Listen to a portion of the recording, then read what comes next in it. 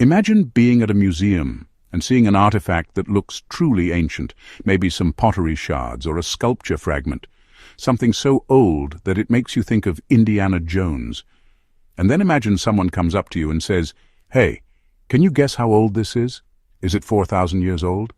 Well, actually it's 1,000 years younger than you thought. You'd probably be pretty surprised. But it turns out this kind of thing happens all the time in the world of geology, because we now know that Earth's history is full of surprises, especially when it comes to ancient volcanoes. A classic example is Mount Vesuvius in Italy, which most people still believe destroyed the Roman city of Pompeii nearly 1,700 years ago. But a few years ago, scientists found evidence for a smaller eruption about 600 years before that. It had been buried by the later eruption, and was only discovered thanks to new technologies that let us see through all that ash. But even if we have high-tech tools to look into the past, the truth is we're always trying to rewrite history, whether it's rethinking the age of dinosaurs or reimagining the days leading up to World War II. It's just that as historians study new evidence, they sometimes come up with new interpretations of what happened. And right now, we're in the middle of a volcanic rewrite.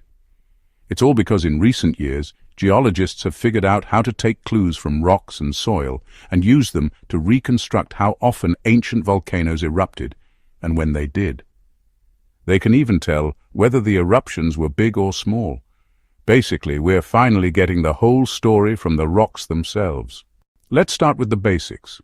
Most active volcanoes erupt over and over again.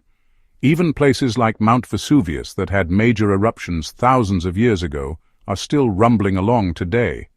So in order to figure out how these volcanoes behaved in the distant past, we need to understand how they work in the present.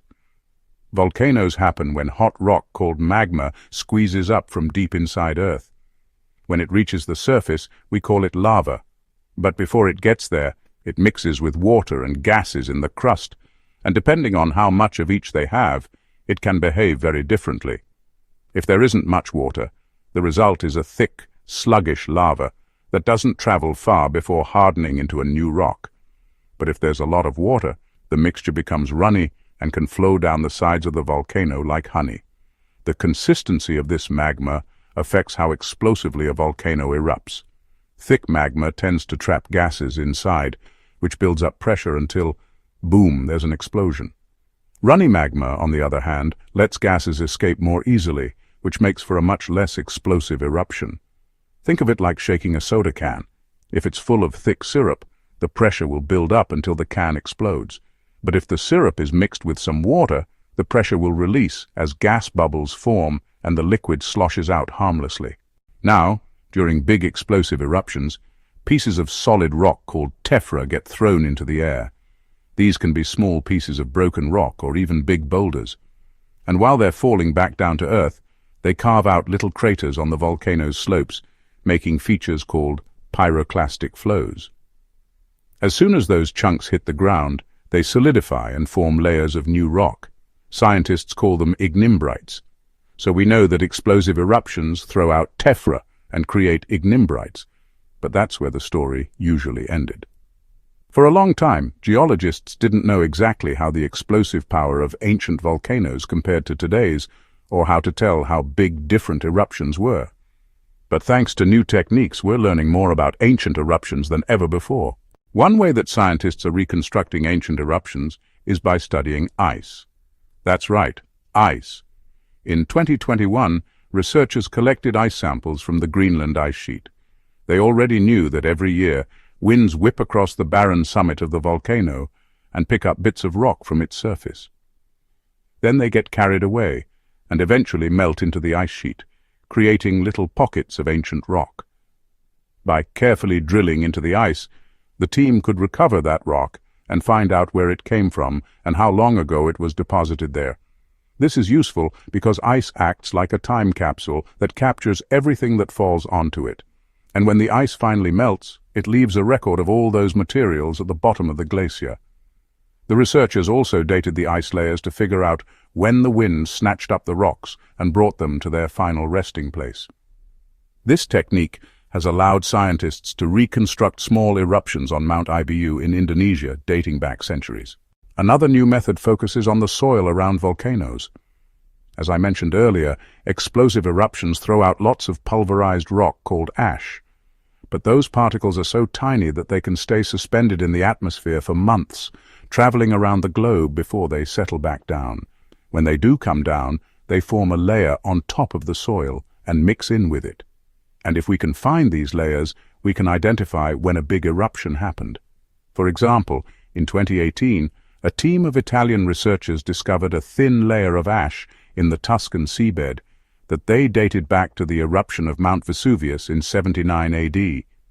Finding that ash helped confirm that Vesuvius had a giant blast in 79 AD, although scientists are still debating whether it was really as cataclysmic as popularly believed. Another group used a similar method to find ash deposits in deep-sea sediments off the coast of Japan. They identified 18 giant eruptions from Mount Unzen over the past 3,000 years, including one that happened just 300 years ago and may have caused a tsunami. Finally, we have the method that shook up our understanding of Mount Vesuvius, the discovery of ignimbrites. Remember those solid pieces of rock that get thrown out during explosive eruptions? Well, ignimbrites are formed when those pieces land on the ground and harden. And if we can analyze their chemical makeup, we can tell whether the eruption was big or small. See, when magma mixes with water vapor and gases, it creates a mixture that's rich in silica. But as the magma continues to interact with the surrounding rock, some of that silica sinks down and forms deeper layers of rock. So when scientists find deeper layers of silica-rich rock under the ignimbrite, they know that the eruption was small and didn't send much of it flying. But when they find shallow layers of silica-rich rock, they know the eruption must have been big enough to blast material high into the sky. In fact, at Mount Vesuvius, there are 6 major ignimbrites, each marking a huge eruption. But according to new research, there are at least 3 times as many smaller eruptions recorded in the geological layers underneath. So by comparing the ages of the ignimbrites to written historical records, scientists hope to piece together what life was really like in Pompeii and nearby cities. And the smaller eruptions may help explain why the area had such fertile soil that could grow such delicious tomatoes. Okay, but going back to our rewrite analogy, you might be wondering what evidence there is that scientists got the story of ancient volcanoes wrong in the first place. To answer that question, I spoke with a scientist who studies ancient climates. She told me about how until recently she and her colleagues assumed that Mount Ibu in Indonesia erupted continuously between 3,000 and 1,500 years ago. But after collecting new samples and analyzing the chemistry of ancient lake sediments, they found that the eruption record from Mount Ibu has more gaps than they realized. They even found evidence for a period of quiet about 2,000 years ago when the surrounding area received almost no volcanic ash. At the time, the dominant theory was that there had been a major eruption at Mount Ibu that created a caldera, a large crater on the volcano's summit. But the new findings suggest that might not be true. There's no sign of a caldera, and instead there was probably a smaller eruption that was much quieter than scientists had thought. There's a tendency for scientists to interpret the data in the context of current knowledge, she said. What we know about volcanoes today might be very different from how they behaved in the past. And with new methods and fresh eyes, we're discovering that many volcanoes had much more complicated histories than we gave them credit for. They also had much more of an impact on our planet than we realized. For example, we now know that one eruption in Indonesia triggered a tsunami that traveled across the Indian Ocean and affected areas as far away as Africa. Meanwhile, a series of eruptions in the Philippines may have plunged Earth into a volcanic winter. The more we learn about ancient eruptions, the more we realize just how dramatic Earth's history really is. And who knows what other surprises await us. Maybe the ancient Greeks exaggerated the cause of the Trojan War, or maybe Julius Caesar was actually born in a pod of mutant alligators. Okay, that last one was a joke, but you never know. Our planet's history is full of surprises. Ancient volcanoes erupted much more often than we thought. They also changed the course of human history in ways we never imagined. And thanks to new technologies, we're just getting started in figuring out how. Speaking of getting started, If you want to learn more about how the world works, you could try taking a class on Brilliant.